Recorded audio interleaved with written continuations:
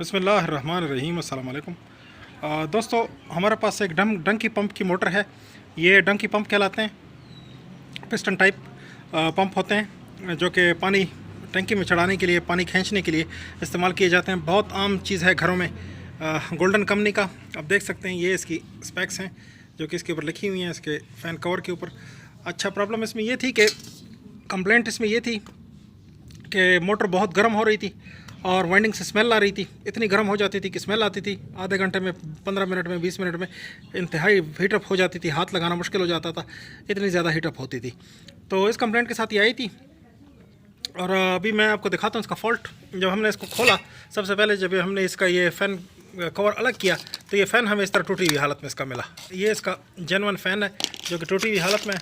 तो अब हम इसको रिप्लेसमेंट फ़ैन इसका ये है, ये देख लीजिए, ये फ़ैन रिप्लेसमेंट। इसके ये पर वगैरह भी टूटे हुए थे, ये देख लीजिए, ये भी कटे हुए, और इसके पूरे हैं, बड़े बड़े पर हैं, और ये इसमें आराम से आता है। ये देखिए, ये अगर इसमें आता हो तो फिर इसमें फ़िट होता है। अगर ये बड़ा होता तो फिर हम थोड़े थोड़े यहाँ से ट्रिम कर लेते, लेकिन बहरहाल इसमें बड़े सुकून के साथ ये बैठता है। देख सकते हैं कि बड़े आराम से इसमें बैठ सकता है। तो अब हम इसी तरह से इसको लगाएंगे। और दूसरी बात इसकी होती है, ये जो इसका बोर है, इसके अंदर जो रिंग लगी हुई है एलुमिनियम की, इसका बोर जो है वो बिल्कुल एग्जैक्ट इसके मुताबिक का होना चाहिए। इसमें एक बड़े बोर का भी आता है, एक ये छोटे बोर का आता है। ये छोटा बोर वाला कहलाता है।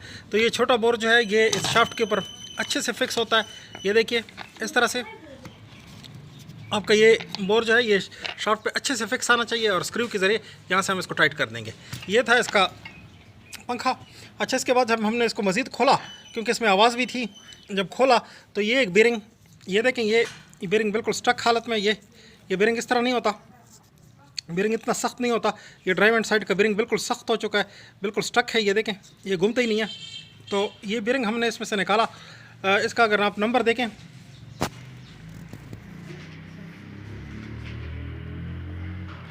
ये इसका नंबर है 6204 Z।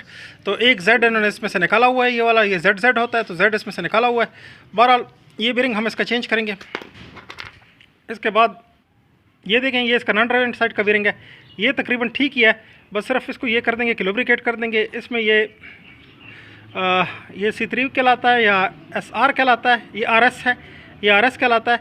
ये RS जो है ये रबड़ का होता है। ये देखें, ये रबड़ और कुछ स्टील की कंपोजिशन का बना होता है। तो ये एक इसमें नहीं था, एक था, तो हम इसको ग्रीस कर देंगे, लुब्रिकेट कर देंगे, इस बेरिंग को रीयूज़ करेंगे। और जो रिप्लेसमेंट बेरिंग है हमारे पास, वो ये चाइना का बेरिंग है।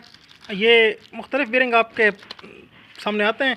ये जो है ये चाइना का बेरिंग बिल्कुल एग्जैक्ट रिप्लेसमेंट है इसका। तो ये डबल RS के अंदर मौजूद है। ये देखें, दोनों साइड RS लगा हुआ है। तो हम इसमें से RS नहीं निकालेंगे, बल्कि इसी तरह से इसको रिप्लेस कर देंगे। ये देखें, ये बड़े ही आराम से मैं इसको उंगली से घुमा सकता हूँ, ये घूम जाता है। और जो ख़राब बेरिंग है ये तकरीबन अटकता है, नामुमकिन है इसको घुमाना एक उंगली से इस तरह से करके। तो काफ़ी मुश्किल है इसको घुमाना। तो ये इसकी वजह से आवाज़ दे रहा था, इसकी वजह से प्रॉब्लम दे रहा था, और गर्म जो हो रहा था तो वो मेन इस फ़ैन की वजह से, और दूसरी रीज़न ये है। तो इसकी वजह से आपकी बिजली भी ज़्यादा ज़ाया होती है जब इसकी बेरिंग ख़राब हो जाए। तो आपको ये सर्विस कुछ साल के बाद ज़रूर, 1 साल 2 साल के बाद ये सर्विस अटैम्प्ट करनी चाहिए। इस बेरिंग की कीमत कुछ भी नहीं है, बहुत कम कीमत है इसकी। ये तकरीबन 100-110 रुपये का ये मिल जाता है। और दूसरा भी ये छोटे वाला, ये भी 60-70 रुपये के एवज़ आपको मिल सकता है। तो ये अगर आप इसमें तब्दील कर देंगे, ये छोटा जो है ये नंबर मुख्तलिफ है, ये 6203 है, ये देखें 6203, और जो बड़ा वाला है वो 6204 है। तो ये ड्राइव एंड साइड पे है, ये नॉन ड्राइव एंड साइड पे है, और ये हम इसमें से डिस्कार्ड कर देंगे। तो ये बेरिंग है इसके। बाकी ये इसका क्लच स्विच है, ये देखें, क्लच स्विच इस तरह से फंक्शन करता है। ये पहले यहाँ पे भी रगड़ा खा गया था, तो मैंने इसको थोड़ा सा यहाँ से दबाया है, यहाँ से उठाया है, ताकि ये जो इसके ये जो आपको रिवेट नज़र आ रहे हैं, ये रिवेट इस शाफ्ट के जो इसका क्लच पार्ट है ये वाला, इसके ऊपर टकराएं। ये इसका क्लच है, इसको इस तरह होना चाहिए, इस तरह से स्प्रिंगों के ज़ोर पे इस तरह से करना चाहिए इसको। तो ये यहाँ पे टकराने चाहिए ये रिवेट पार्ट, और ये जो ब्रास पार्ट है इसका कॉपर का, ये नहीं टकराना चाहिए। तो दोस्तों, ये था इसका थोड़ा सा इंट्रोडक्शन, मैंने आपको दे दिया है।